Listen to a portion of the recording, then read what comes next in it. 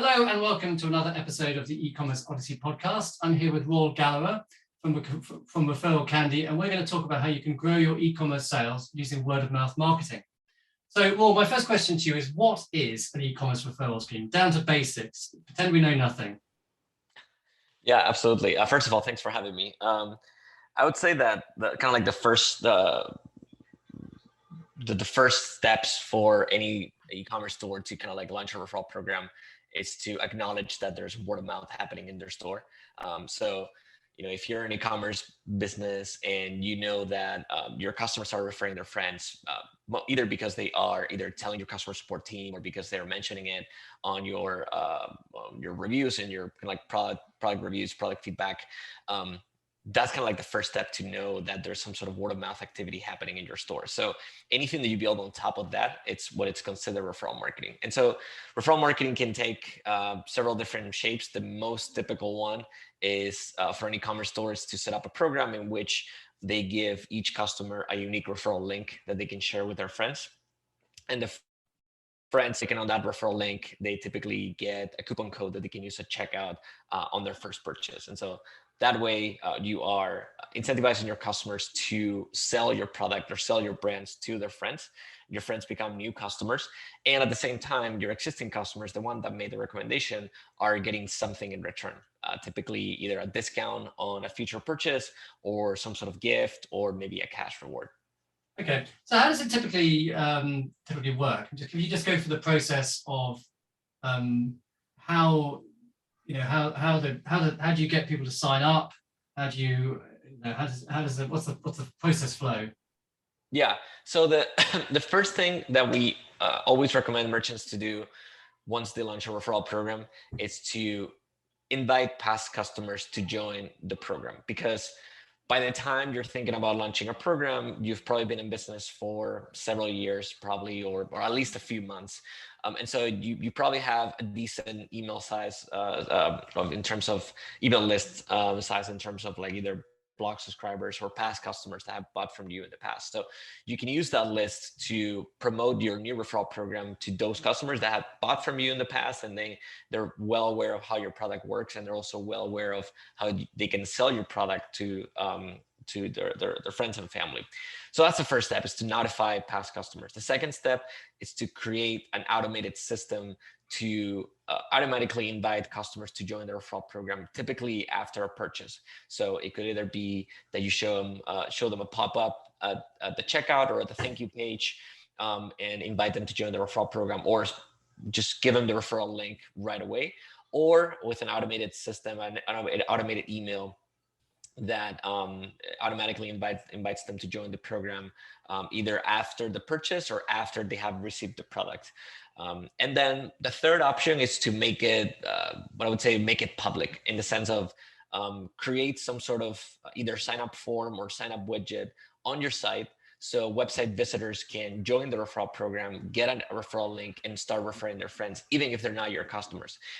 This kind of like last option, it's an easy way of converting traffic from people that are on your site but are probably not your target customers. So if let's say I play basketball, but I don't play soccer, but I have a lot of friends that play soccer. And so if I happen to land on your website that sells soccer products, and you offer me the possibility of either getting some sort of reward for referring friends and also giving my friends a discount on their first purchase, I'm probably going to sign up for the program, get a referral link, and share your site with my friends.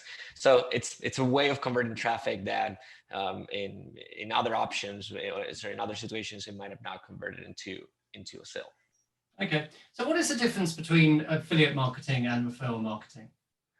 I would say there's a couple differences in terms of, first of all, in terms of the relationship between the people sending the message and the people receiving the message, and then also in terms of the reward structure. So I'll start with the relationship part.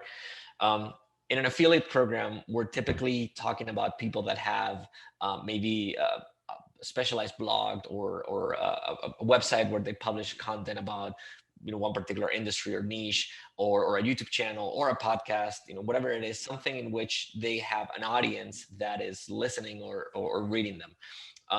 And in this type of programs, these people that have this audience, they typically place referral links on the content, whether it's on a YouTube, video description or on a blog post, and they are incentivizing their readers or their audience to buy whatever product it is through their referral link or through their affiliate link, so they can get rewarded. The most kind of typical example of this is Amazon's affiliate program. So you might land on a blog post that talks about let's say the best 10 travel gear or 10 travel gadgets that you need to buy this year, and each one of them has a referral link or an affiliate link to go to maybe an Amazon page and buy from there. So that's probably the most typical one. And in those cases, the person that's making the recommendation and the person that's receiving it, they don't know each other personally.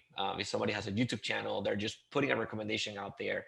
The person that's receiving the recommendation doesn't actually know the person that's making it. They're aware of them. They're familiar with them, but they're not necessarily part of their kind of like close circle of family, friends, or coworkers. In a referral program, on the other hand, referrals happen in that very close circle. So somebody might refer a product or might recommend a product or a service or a brand to a friend, to a family member, to a coworker, but it's somebody that's in a very, very close circle. So also those recommendations have a lot more power because you trust that person no matter what. You know that if that person is recommending a product to you, it's because they legit think that it's going to be beneficial for you, even if they're getting something out of it. Nobody would recommend a bad product to a friend or a family member just to get $20 out of it. It's kind of one to one as opposed to one to many, is what you're saying. Exactly. That's exactly right. And so in terms of relationship, that's the main difference. And then in terms of not always, but affiliate programs typically put most of the rewards on the affiliate side, on the person that's making the recommendation. They're the ones that are getting the most out of that transaction. The person that's getting product recommendation and it's making the purchase might not get an incentive or might not get a discount because most of it is laying on the affiliate side. On the referral programs are typically either the same, so give 20%, get 20%, something along those lines, or they put more emphasis on the friend offer because they know that referrers are going to refer their friends almost no matter what. If they think that the product's beneficial or if they think that they can provide something valuable to their friends and family, they're still going to recommend it. So sometimes it's about converting that friend into a new customer rather than giving some sort of commission or financial incentive to the customer. Okay. So can you give me examples of a good referral schemes? Have you got any case studies you can discuss about things that have worked well? Yeah, absolutely. So I would say the ones that have worked the best are those that are able to match the reward to their customers' behavior. So if you are on a subscription service, so if you're providing a subscription box, the best kind of reward structure that I've seen is the one that typically gives maybe a free monthly subscription to the person that's making the recommendation and makes it easy for the friend to get hooked into the subscription by giving them, let's say, 50% off their first purchase. And we've actually had a few case studies of examples that are exactly like that. Like they give a massive discount to the friend just to get them to buy that first box and get them engaged and kind of like look forward to the next month. And then rewarding their existing customers by giving them a free subscription on the following month. If you're not selling subscription, but you're still selling a product that your customers can buy on a regular basis, you can use a similar approach by giving discounts to both the friend and the existing customers. And that way you are not only attracting new customers by, again, incentivizing your customers to refer their friends and convert those into customers, but also you're retaining your existing customers, because if you're giving them a discount on their next purchase for every friend they refer, they're not even going to think about going in the competition. Now they have an additional reason to go back to your store and buy from you again. Is it quite an expensive way of acquiring customers though? Because it sounds like you're giving like a double discount. You're giving away quite a lot. It is, you're giving a double discount, but I don't think it's expensive at all, especially if you compare it to other customer acquisition channels. Because on referrals, you are paying 100%. You're paying based on performance. So you are not paying per clips. You're not paying for impressions. You're paying for purchases, and you're only paying for purchases once the purchase that's taking place. You're giving a discount only on the first purchase.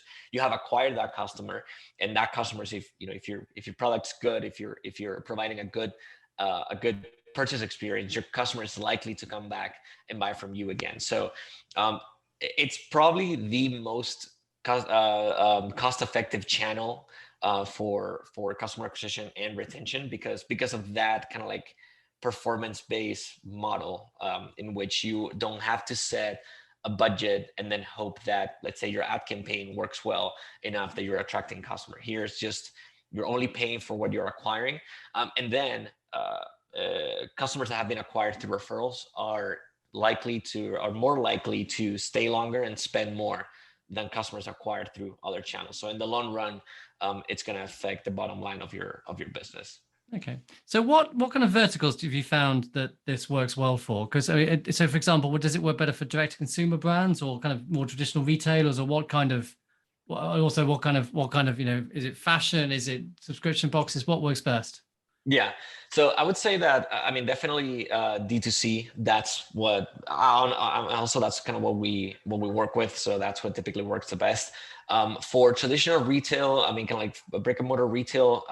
No, I mean more like a company that sells other people's products, doesn't make products. Oh, I see. Like Amazon, for example, or not Amazon, but like, I don't know, Walmart, but smaller. Right.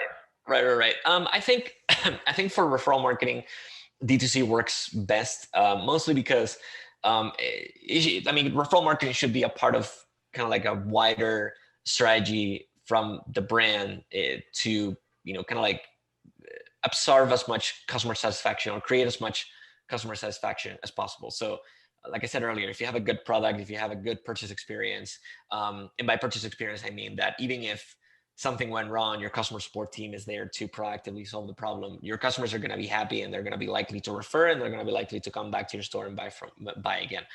So if you have all those things in place, referral marketing can amplify that. Referral marketing is not necessarily going to solve a problem. Like if you have referral marketing, it's not going to solve your bad reviews or your bad customer satisfaction. So it's something that's already it's amplifying the effect of your product and your brand is doing on your customers. But that being said, yeah. So in terms of how to sorry, what's the question again? Sorry, what verticals does referral marketing work best for? Exactly. Yeah. So as long as you have that kind of like bottom line cover, I would say, yeah, D2C brands work best because they are trying to build that kind of like community around your brand, and they kind of like create a community around their customer base around the brand. So in terms of industries, I would say products that are very referable are those that have kind of like a strong visual component. So fashion works really well because it's something that we wear. It's something that, it's easy to kind of like start a conversation around there. Your friends might ask you where you got that, that t-shirt or where you got that dress. So fashion is one of them that works really well. Gadgets, anything related to technology also tends to work really well, especially because most of the time when we make technology related purchases, we tend to ask people around us, if they have any experience buying those products, or if they've heard anything about whatever product that we're trying to buy, or if we buy a new kind of like gadget or new product, something kind of innovative, we're likely to talk about it and show it to our friends. But beyond that, we've honestly seen referral marketing work kind of across the board. We've had companies selling cleaning products. We've had companies selling, like I said, technology products, furniture. It's honestly, I haven't really seen an industry for which referral marketing hasn't worked well. It's more about having a good product and having happy customers that are willing to refer you. The industry, it's not necessarily a driver for. Do you get situations whereby people actually advertise their referral scheme without people who haven't made a purchase and say, look, join our referral scheme? They would just recruit referrers in a kind of a Amway kind of multi-level marketing kind of way. We just specifically recruit referrers with into your. Because would this replace also? Could it replace an affiliate scheme or not? I mean, it definitely could. And actually, but more than replacing, actually something that we've seen a lot recently is that companies are running two referral with Referral Candy. They're using two referral programs, and they're running them on parallel. One of them for customers. So let's say you make a purchase, and then after the purchase, you get an email inviting you to join the referral program and get a referral link and start referring your friends. And that referral program typically has a structure in which both the customer and the friend get a discount. And they're also running another program in parallel, which is more kind of like private in the sense of it's invitation only. And that second program might have a cash reward instead of a discount reward for the advocate that's making the recommendation. And that program it's typically designed for maybe influencers. So if they're working with influencers, instead of maybe paying for content, just for the content, they are getting them into this system in which they can get paid a commission for every sale they generate. And so they have kind of like these two different programs with different rewards running in parallel, and to kind of like attract different types of either affiliates or influencers or just regular customers that are referring their friends. Okay, so nuts and bolts now. What is the best way to run a referral scheme? Now, I know obviously you have a platform for this, but I mean, what is if someone was to say use your platform, decide they want to run a referral scheme, what are the steps they need to take to get it running? Yeah. So, I mean, again, whether you're using Referral Candy or using a different tool, the steps are probably going to be very similar. The first step is going to be to design your referral structure, and that's probably the most important part of your program. It's kind of like getting that right.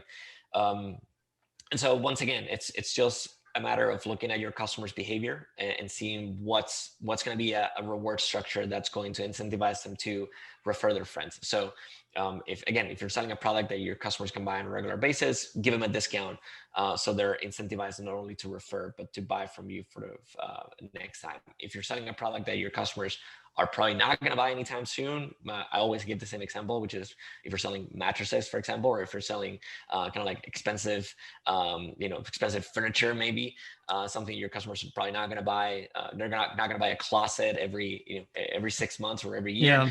Maybe give them cash and in exchange for referring their friends. And so getting that part right, I mean, you can always do iterations and you can always test, but getting that part right, I would say it's 50% of the success. And then the other part, it's something that's typically overlooked, in my opinion. It's a promotion. So just because you have a referral program, just because you told your customers once that you have a referral program, don't assume that they're going to remember it. Make sure that you are constantly letting your customers know about your referral program, letting them know that it's something they can benefit from, whether it's on email or social media or whatever other channel that you're using to communicate with your customers. Make sure that they remember, because it's part of a study that we saw a few years ago, is that if you run a net promoter score survey on your customers and you ask them, how willing are you to refer us? And let's say that you get that 9 out of 10 customers are likely to refer you to their friends and family. Only a fraction of them are actually going to end up referring you because, life happens. There's a lot of things that happen in our daily lives and we just forget. So if you have a somewhat constant reminder for your customers to make sure that whenever the situation arises, that they are either wearing your brand or they are using your product, and they have a friend around them or a coworker or a family member, they don't miss the opportunity of showing it to them and kind of like, becoming your salesperson, basically. I mean, could you put like a little barcode or something on the scan this to put something on the product as opposed to, this is where I got it from. Get 10% off. Interesting. Actually, we have some customers that, some brands that what they've done is that they are including, so they might be running an automated email reminder system through Referral Candy, and they probably have our widgets activated too, but they're also printing a page with a QR code to the join page, and they're putting that inside of the packaging. So because you're probably not going to get as much attention from a customer as when, compared to when they're actually opening your product like that. That's a moment that they're actually enjoying, and they want to see the product, they want to do the whole unboxing experience. So if you add a card in there with maybe a QR code or either just kind of like a website they can visit to join the referral program, you're very likely to get their attention and very likely to get them to sign up for the program. And that's something that we've seen a bunch of merchants do, and it actually works really well for them. Okay, because I've always thought something like, sometimes I watch TV programs, I thought, I wish I knew where they got that shirt from. I think they miss a trick on things like that. Yep. So have you finished? Have you got any more tips for launching a referral program? You're saying. Yeah, I would say rewards, promotion, and yeah, and obviously, as I mentioned earlier, I guess the next step of building a referral program, kind of like the ultimate way of having a successful referral program, is to build a community around your customer base. And this is not only going to help you with your referral program performance, but it's going to help you in general as a brand. If you are able to engage with your customers in a context that goes beyond your products, that's going to help you in the long run to create a loyal community of customers that are not only going to keep buying from you, but they're going to become advocates, and they're going to kind of like help you, further develop your brand. An example of creating a community could either be like a physical community. We've seen it on Facebook groups, Slack channels, or it could either be just that you are creating content and you're sharing that content with a community of customers. And it's not promotional content. It's content that you're creating to address their interests or address their passions, or whatever it is that they all have in common with you. For example, if you are selling same example as earlier, if you're selling soccer shoes or like soccer material, what your customers have in common, it's not only that they like your products, what they have in common is that they like soccer. So if I can create a community in which you are providing them with content about soccer, or giving them a platform so they can interact with each other, in the long run, obviously assuming that you're doing everything else right, again, your customers are happy with your product, and they're happy to buy from you, happy to become your advocates, they're going to be happy to join your community. We actually have one customer that's selling in the UK. They're selling books on a subscription basis. It's kind of like every month you get a box with 5 surprise books that you've probably never heard of before. And what they've done is they have created a book club on Facebook. And so now they have a community with hundreds of members that they are just literally discussing books, and they are engaging in that community to give ideas to each other and kind of like leave reviews and all that kind of stuff. And it's all under the umbrella of the brand. So activities like that, they might take a while to get them set up and get them to ramp up, but it's going to definitely help with your branding in the long run. Okay. So how do you measure success in a referral scheme? I mean, what would you consider to be a successful referral scheme?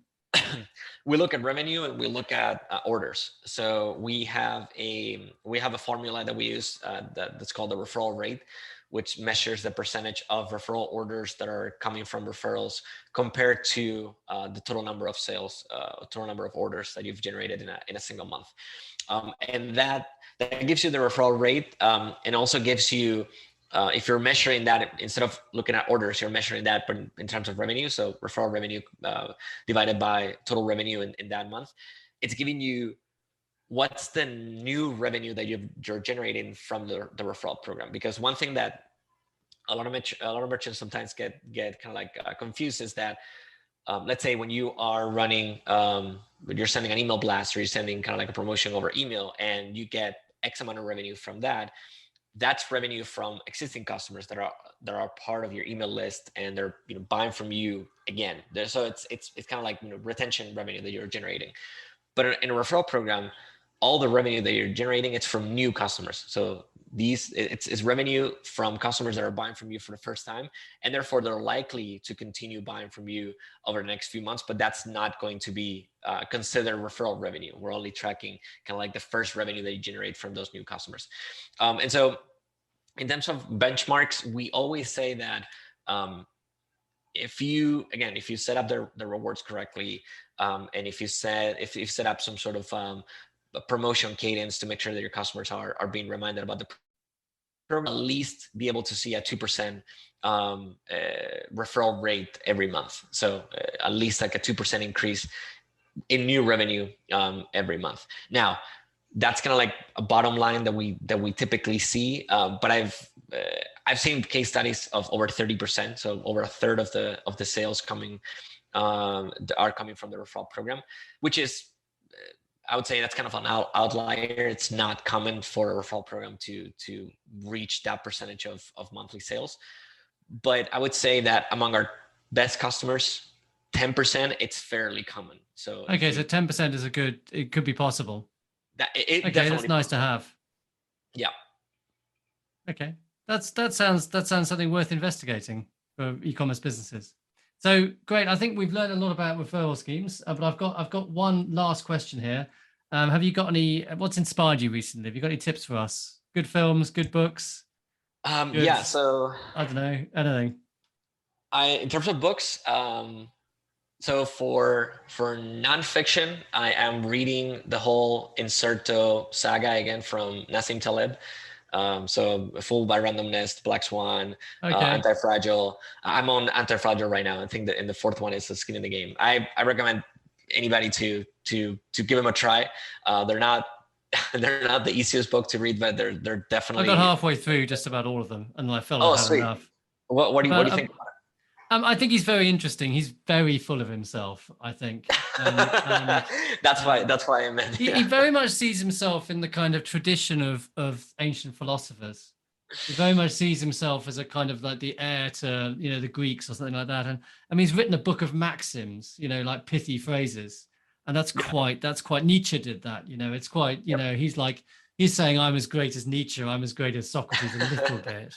I mean, I think that they're very interesting. I think I'm not sure if I really understood Anti-Fragile. And I think that, it's a while since I read it, but they were very good. He's a real original thinker. Yeah, for sure. And so this is the second time that I'm reading them. I'm in the middle of Anti-Fragile, and I'm catching things that I didn't catch the first time I read them. So I feel like that's gonna happen on the third time, the fourth time. So I'm trying to read them once a year for the next few years. You're a real super fan. Oh yeah, I am. And so I'm trying to make sure, because there are things that I definitely didn't catch the first time. I'm sure there are things that I'm not catching now, but maybe in a year from now. I think it's also a book that improves with your own experience, because once you're reading it, you can kind of maybe like identify examples of what he's trying to explain, or So I think it's a pretty rich book. But I always like to read nonfiction in between.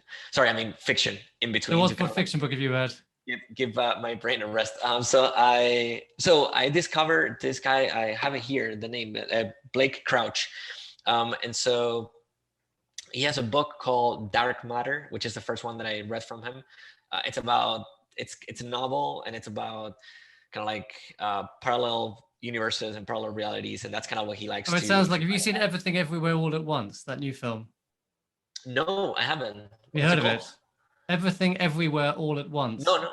That's a film. I was watching it last night. I haven't finished it. I've heard of it, but I haven't watched it yet. Is it good? Oh, I'm halfway through. It's interesting. It's got lots of parallel universes and stuff. Okay. I'll send you an email in a few days when I finish watching it.